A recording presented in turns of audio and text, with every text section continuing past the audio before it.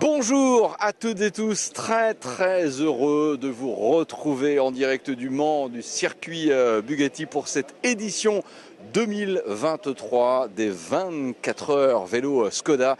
Déjà le 14e rendez-vous de l'histoire avec ces 24 heures vélo. Et en effet, Skoda pour partenaire, 9h15. Si vous regardez au-dessus de moi, vous allez découvrir quoi? Un ciel un petit peu gris, faut pas le cacher. La météo est assez incertaine ce week-end.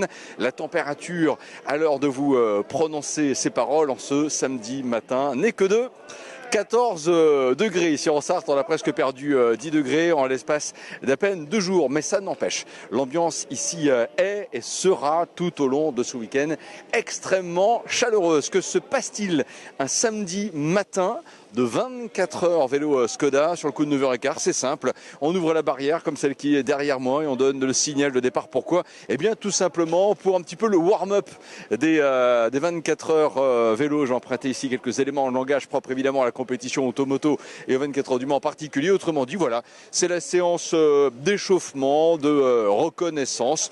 Tout le monde, que l'on soit solo, duo, équipe jusqu'à 8, on peut, si on est même une équipe à 8 personnes, voilà, être les 8 ensemble sur le circuit Bugatti. Il n'y a pas de chrono, c'est uniquement de la reconnaissance. Et j'ai envie de dire, une reconnaissance qui sera très importante. Je prononce aussi ces mots en regardant le bitume parce que on a eu quelques ondées, plus la fraîcheur et l'humidité la nuit dernière.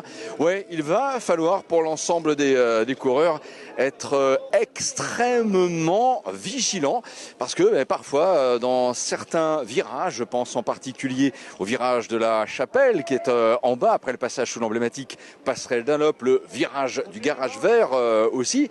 Attention tout de même à ne pas glisser. Et c'est vrai que l'intérêt d'une séance telle celle-ci, eh bien c'est tout simplement prendre ses repères. On verra bien ce que sera la météo.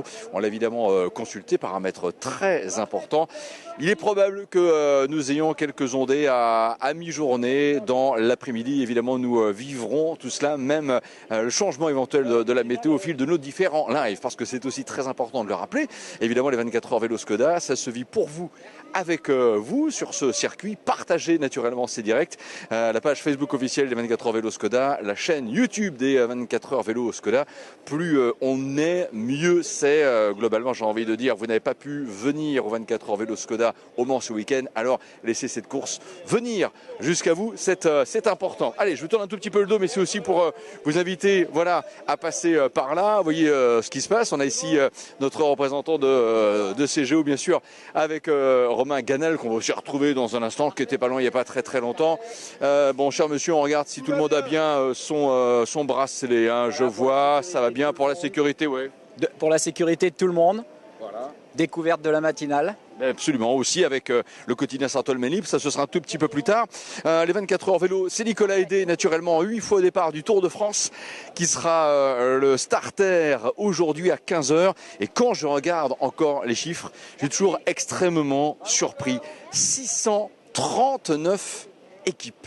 Donc ça veut dire qu'on aura à l'heure du départ la mise en épi, ce qui est quand même l'une des images fortes de la grande histoire du Mans, de 639 vélos. Et quand on regarde là aussi les autres chiffres, cela veut dire que l'on va voir 3012 coureurs. C'est quand même absolument exceptionnel. Les chiffres officiels aussi, on va les donner parce que c'est quand même très sympa. On aura notamment 78 participants en solo, dont 3 femmes. Et en fait, 3 femmes et des hommes qui vont faire cette course en solitaire. Alors pour ceux et celles qui découvrent les 24 heures vélo Skoda, vous vous dites, oh, ils vont pédaler pendant 24 heures sans s'arrêter. Bon, indépendamment de, je dirais, la satisfaction de besoins naturels. Non, on peut quand même s'arrêter de temps en temps, aller manger, s'offrir, allez hop, pourquoi pas une heure de pause et repartir. Il y a 54 équipages qui vont le faire en duo, dont un équipage 100% féminin, 9 mixtes, 177 équipes avec un quatuor, et il y aura 4 équipes 100% féminines, 261 équipes avec 6 coureurs, 12 100% féminines, 44 mixtes et puis 69 équipes de 8 dont 5 100% féminines et 17 équipes en mixte. Et au niveau des pays présents, je trouve que plus les années passent et plus les 24 heures vélo Skoda s'internationalisent. On a listé au moins, on répertorié 15 nationalités. Allez s'en faire catalogue géographique, je vous dirai l'Allemagne, la Belgique, le Burkina Faso, la Colombie, l'Écosse, l'Espagne, les États-Unis, Luxembourg, Pays-Bas, Portugal, Royaume-Uni, Suède, Suisse, Togo et France. Quand même, quel sera l'hymne qui sera joué d'ailleurs au passage demain, un tout petit peu après 15 heures après la présentation du drapeau damier. Ça, évidemment, c'est la question presque rituelle. Il faudra être avec nous pour le savoir. Peut-être pas l'hymne des Pays-Bas, puisque les vainqueurs de l'année passée ne sont pas revenus tout simplement. J'ai envie de dire que ça va laisser le champ libre à énormément d'équipes pour cette année. Vous avez remarqué, voilà, tiens, je cherchais effectivement Romain Ganal. Je le trouve, cher Romain. Voilà, c'est le premier live. Nous y sommes. C'est parti. Un grand bonjour tout d'abord, comment ça va ce matin? Bonjour Bruno, bien écoute, une équipe en place, ouais. Un petit peu humide parce qu'il a plu quelques gouttes ce matin, idéal pour rincer la piste. Voilà. Les sourires sont au rendez-vous. Ouais.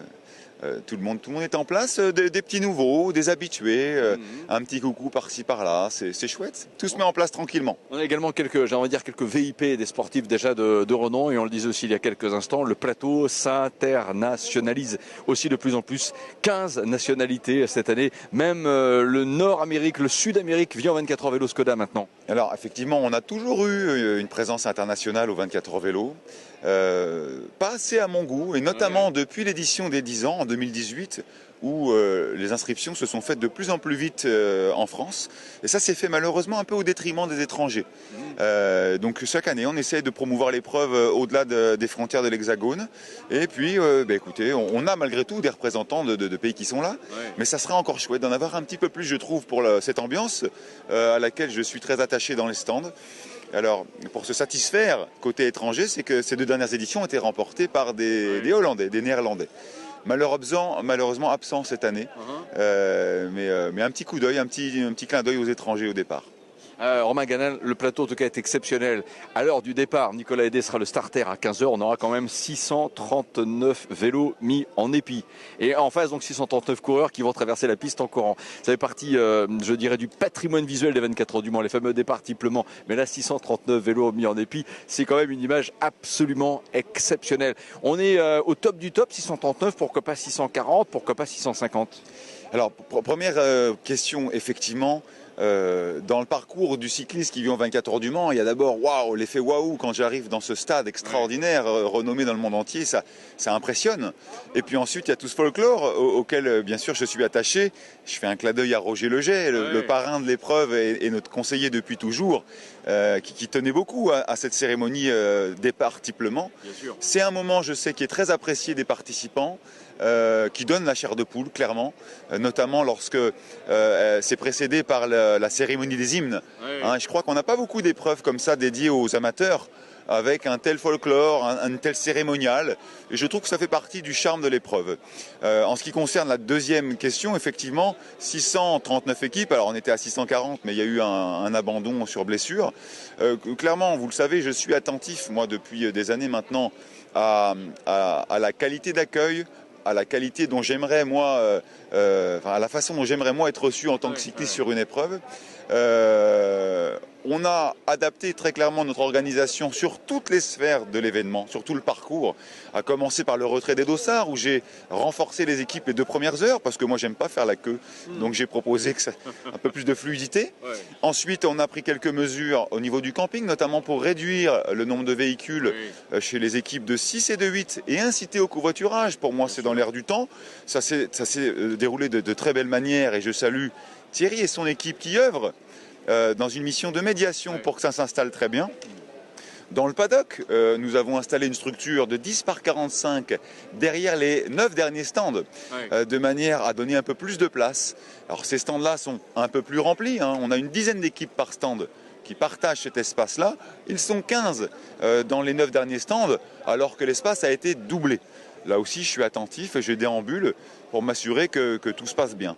Et donc vous l'avez compris, à chaque étape de l'événement, des mesures et une attention toute particulière est portée.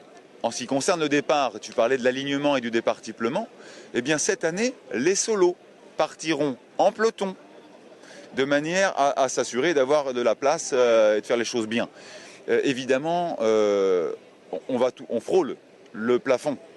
J'y suis attentif et je ne dépasserai pas ce plafond. Ça j'en fais un point d'honneur. Absolument, pour l'aspect qualitatif, c'est en effet très important.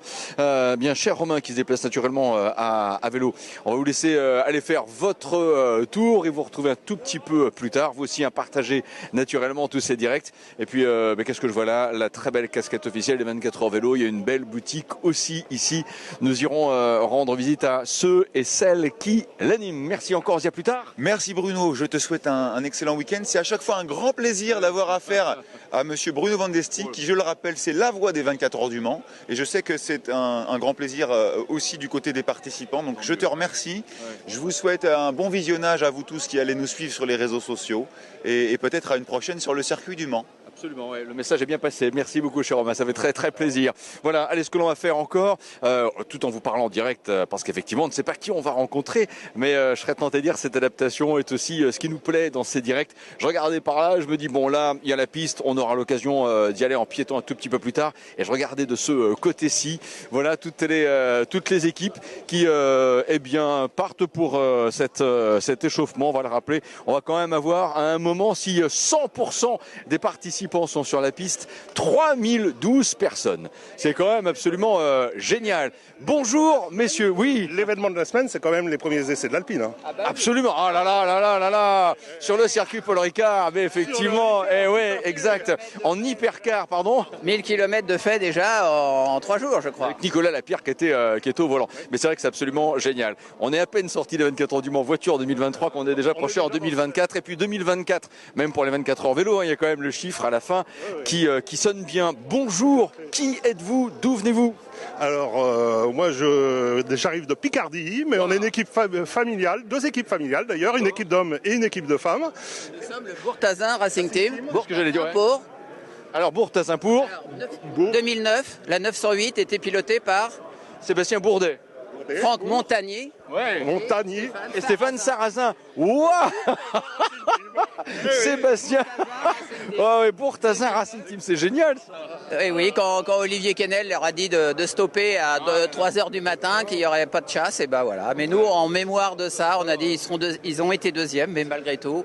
Ce qui est absolument génial, c'est qu'à chaque fois qu'on prend les premiers directs en 24 heures vélo, on fait toujours de très belles connaissances, très spontanées, et c'est marrant ce que vous dites. Bon, après, il y a d'autres aspects encore qu'on pourrait aborder et développer, mais j'adore votre allusion à ces 24 heures du Mans en 2009, marquée par la victoire de la Peugeot 908, qui d'ailleurs est au musée des 24 heures du Mans. En tout cas, c'est génial, vous êtes prêts, ça va, vous êtes contents d'être là. Je pose une question dont la réponse sonne évidence. C'est notre 3e participation, voilà, et sinon la 50e sur la piste, de l'autre côté plutôt, depuis 77 qu'on vient ici. Ah ouais, depuis 77, une victoire d'une Porsche. Oui, la même chose, ensemble, et puis surtout le plaisir de faire ça en famille. Ah ouais, absolument. Pour nous, exactement, famille. Je n'arrête pas de faire passer le micro ici. Alors en tout cas, c'est génial de vous avoir. Merci à vous. Allez, prenez du plaisir. C'est parti pour ce warm-up, très clairement, là sur le circuit Bugatti. Alors c'est vrai qu'avec nos amis, on a fait allusion. Tiens, regardez au passage. Ils ont même ici à l'arrière, vous tournez, vous regardez bien, le logo officiel avec la charte graphique Hypercar. Voilà, la Ferrari est là. Ah oui, effectivement, ici, je vois Arnage, une Audière, Mulsanne, Dunlop. Alors, ça tombait parce que j'allais dire, le circuit Bugatti, c'est pas le circuit de 24 heures du Mans, c'est 4 km 185. Le grand circuit de 24 heures du Mans, c'est 13 km 626. Mais c'est énormément de légendes. Et plus tard, ce soir, notamment dans notre tour de piste, nous reviendrons justement sur le profil de ces circuits. Mais allez-y, les amis. Je ne vais pas vous priver de temps, j'ai envie de dire, de temps de roulage. Donc, allez-y. Et attention également aux conditions d'adhérence. Virage de la Chapelle et garage vert, notamment. En tout cas, c'est génial. Il y a une autre couleur aussi qui est là, c'est le rose espoir. C'est vrai que les 24 heures vélo, on ne le dit jamais assez, mais c'est une course très généreuse. Ça veut dire quoi ici? Il y a toujours énormément de messages qui sont passés pour soutenir de très bonnes causes par rapport à des personnes qui peuvent être en difficulté, j'ai envie de dire, matérielle, sociale, ou parfois aussi pour aider des chercheurs à lutter contre... Je ne veux pas faire dans la vulgarité, sauf cette fois contre des saloperies, je l'ai dit. Autrement dit, c'est ces maladies qui malheureusement affectent tellement d'hommes et de femmes, et pour lesquelles, pour justement permettre quelque part de les éradiquer, notre générosité est mise à contribution. Moi je veux du rose ici, messieurs, bonjour, c'est très spontané, votre prénom? Sébastien. Sébastien, rose espoir, rouler pour y croire, c'est quoi le message? Eh bien, en fait, voilà, on est une équipe de 4 amis. On était venus pour la première fois l'année dernière et on s'était dit qu'on roulerait pour une association cette année. Donc, on représente Rose Espoir de Saint-Jean-de-Luz, donc de Côte d'Or. Ah oui. Nous sommes 2 du Jura et 2 potes de l'Isère. Et on a réussi à récolter des dons pour faire un don. Voilà, on a une cagnotte en ligne, des sponsors qui nous ont aidés et puis ça nous permet de les représenter aujourd'hui, tout en ayant l'objectif de faire mieux que l'année dernière et essayer pourquoi pas d'atteindre le top 50 des équipes de 4. Mais la couleur rose ici fait allusion à la santé justement. Ouais, c'est ça en fait, c'est Rose Espoir, c'est une association qui lutte contre la recherche du cancer du sein. D'accord, voilà. Un petit peu, mais c'était bien que ce soit vous qui le disiez. Vous venez d'une région où il y a le circuit de Dijon-Prenois au passage, Côte d'Or en particulier. Parfait, mais écoutez, vous avez fière allure, les amis, si vous voulez y aller, allez-y, attention. Vous voulez faire, pardon ? On va faire la reco, c'est parti. Allez-y pour la reco, alors attention, c'est comme pour la voiture, pédaler et téléphoner en même temps, c'est pas toujours très préconisé, donc soyez naturellement extrêmement prudents. Et puis alors là aussi, ce que l'on peut mettre en avant, comme chaque fois, les amis, ça fait déjà une bonne demi-heure qu'on est ensemble, regardez, c'est aussi la qualité, j'ai envie de dire la qualité textile et visuelle. Voici les Normands, puis on va vous laisser y aller les amis. Sincèrement, bonjour tout d'abord, tout va bien? Moi, j'adore le graphisme de votre visuel, c'est vous qui l'avez fait? Bonjour, non? Ouais. Oui, bonjour, oui c'est ça. Ouais. Prénom? Gilles. Vous venez de Normandie, quelque chose me dit. Ça, ouais, et plus exactement Caen. De Caen, parfait. Alors on sait qu'il y a beaucoup de Normands, de Bretons aussi, qui viennent aux 24 heures du Mans sur 2 ou 4 roues tous les ans. Mais sincèrement, félicitations, c'est très très chouette. Qu'est-ce qui vous a inspiré le profil du circuit Bugatti? Oui, exactement, la sobriété du maillot et la classe pour pouvoir le réutiliser après. Absolument, puis en plus c'est ce qu'on appelle le maillot jaune. On sait très bien au niveau du Tour de France ce que cela symbolise. Est-ce que c'est une première? Est-ce que c'est une deuxième? Troisième, dites-nous. Deuxième pour certains et première pour d'autres. Ouais.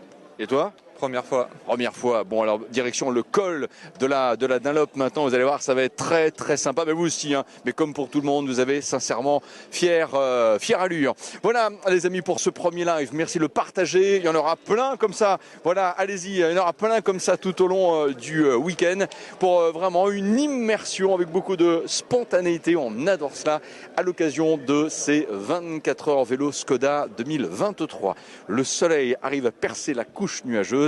Belle fin de vacances d'été à toutes et tous et à plus tard, avec plaisir.